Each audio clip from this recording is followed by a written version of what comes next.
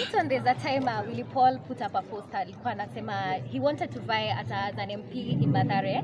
So what do you think of Willy Paul as a leader? Willy Paul afadhali asimame kiti cha women rep.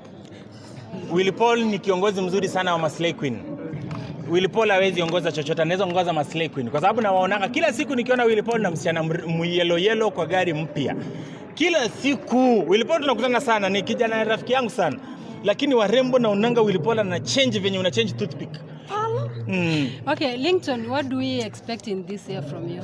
Mimi kazi nyingi, kutumikia Mungu, nataka watu wengi waokoke. Unajua kama wasanii wa Mungu kazi yetu ni kufanya watu waokoke, si kuongeza followers ama hata nyimba tusai kutoa sana. Kama unatoa nyimba zifanyi watu waokoke, hata hufai kutoa. So nataka kufanya missions mingi sana this year. Nataka mwaka ukiisha niseme Ringtone alifanya missions ambazo zilifanya vijana 1,100, 200,000, milioni 1 wakaokoka.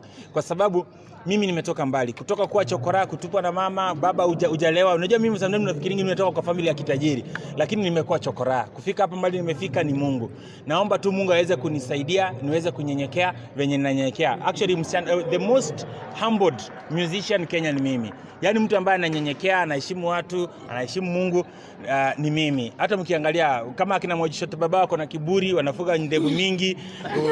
Ukiangalia wasanii wengine kama Size8 pia kuna kiburi kidogo, anajipaka makeup nyingi.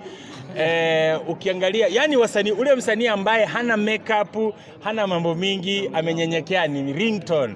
So naomba tu, nataka kuambia mafans wangu na Wakenya, mna bahati sana. Ningezaliwa Uganda wangekuwa mbele yenu. Ningezaliwa Nigeria mungekuwa mnalia.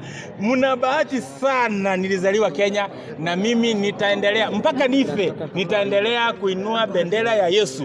Hata shetani akinihonga, hata akinihonga namna gani, mimi siami Yesu. Yesu peke yake. Na mko na bahati sana wa Kenya.